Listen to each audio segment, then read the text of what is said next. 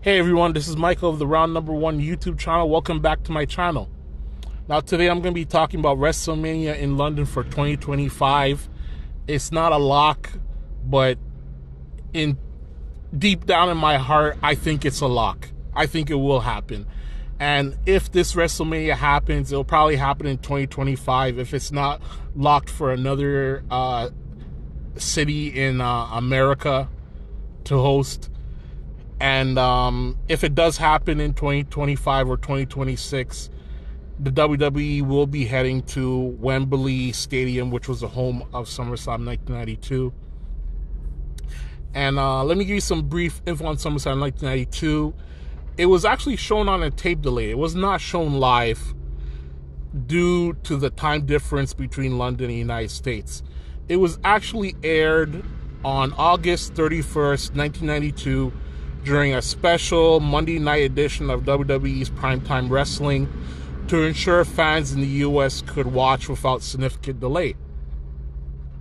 Now, in our current time with the WWE network, like things like tape delays are a thing of the past with broadband internet being in everybody's homes. Now, this past weekend was Money in the Bank 2023. John Cena made a surprise appearance on behalf of the WWE to tease WrestleMania for London. Dave Meltzer of the Wrestling Observer newsletter theorized this use of John Cena for two reasons. One, to compete with AEW's ticket sales and potentially break attendance records, and two, to create demand and encourage London to pay WWE to bring a PLE event to London, similar to the deal struck with Cardiff in Puerto Rico. Now check this out. Dave Meltzer, a lot of people don't want to agree with what he puts out, but this time Dave Meltzer is totally right. What you've seen this past weekend is a common strategy to create demand and influence the powers that be. In this case, would be the city of London, probably London tourism, the economic people in power to make economic decisions in London, to talk to the WWE in so that WrestleMania can come to London, and that bring your checkbook as well, because WWE wants some cash, and they also possibly want the cost of the venue to be paid for as well, which was the case in Puerto Rico, for instance.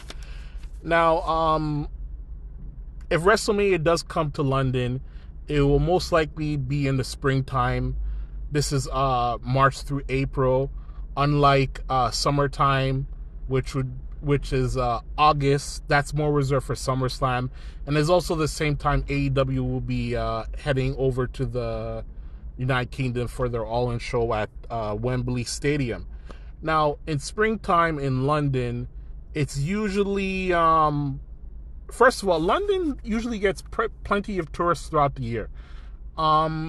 During springtime, they get plenty of tourists. Not as much as they do in the summertime, but with WWE bringing something like, say, a WrestleMania to London in the springtime, I expect the springtime to be as cramped as summer is for London. As you've seen with WrestleMania is not a one-day event, it's a weekend. So you're looking at 2 days at Wembley Stadium. They will demolish the AEW attendance record from day one alone. Multiple events throughout the city. You're looking at probably the OVO Wembley Arena. I think that's what it's called.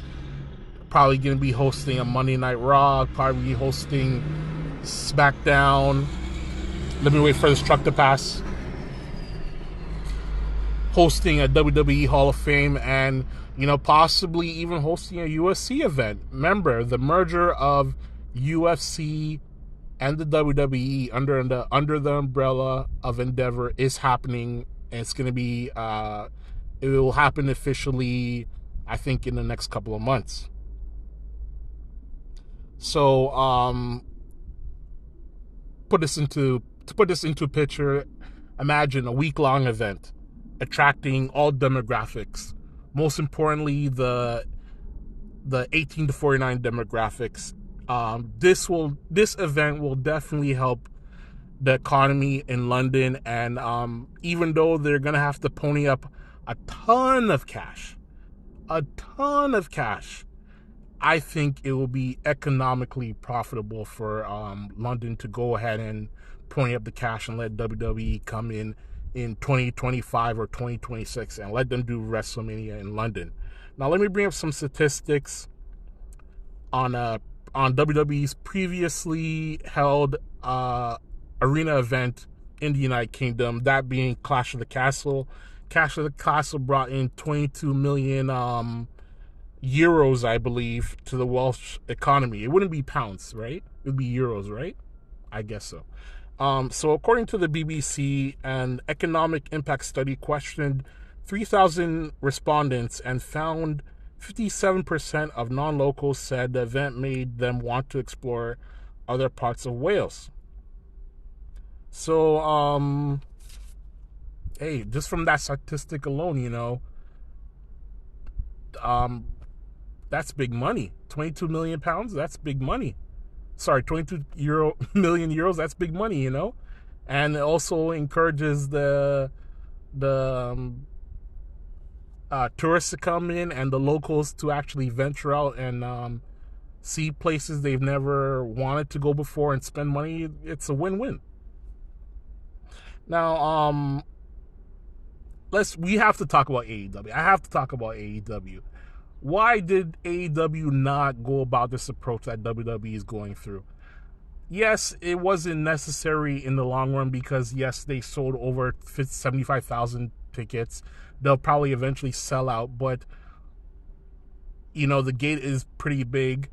But,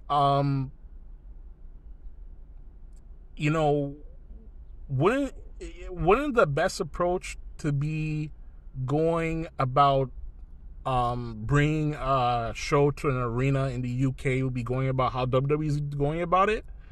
Let the city pay for you to come in. Why AEW didn't use this strategy, I don't know, but this again is another instance of big league versus indie league, and when you put big league against indie league, big league wins. And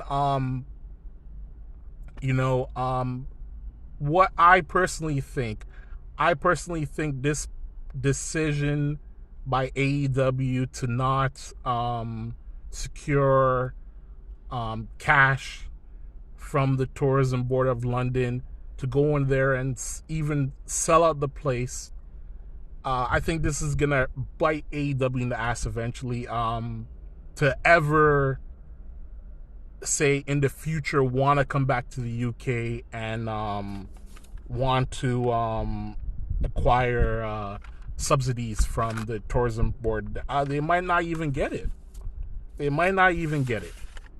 But in the end, does it even matter? As long as the fans come out and as long as they can announce an event in the UK and the fans can come out and buy tickets, does the subsidy even matter? Well, when you consider AEW toting a $9 million gate, there's going to be huge expenses involved that Tony Khan or other journalists haven't mentioned yet. The cost of the venue for Wembley Stadium must be enormous. The cost of getting the right people to light up the place perfectly for the event is going to be a huge expense. Getting the right people to the right sound engineers to make is going to be a huge expense. Catering is going to be a huge expense. Security for that event is going to be a huge expense. So you have a $9 million gate that could possibly drop millions of dollars, but when you're Tony Khan and you're a $1 billion family, you're part of a $1 billion family. Does this even matter, Tony Khan? Tony Khan's probably willing to take the loss. His family's probably willing to take the loss. Because there's no way AEW is throwing this event with a $9 million gate and escaping the UK with that $9 million gate. It's absolutely impossible. Unless the rumors are true that Warner Brothers Discovery is chipping in helping AEW to throw the event, possibly, and to ensure people worldwide get to see the event. Who knows? Could, possibly WBD could be paying. They could have took the authority of getting the venue costs taken care of and other costs taken care of in exchange for AEW to make this all-in show max exclusive. Who knows? Maybe we'll find out. But I'd like to hear your comments in the comments box below. Drop them down below, and I'll see you next time.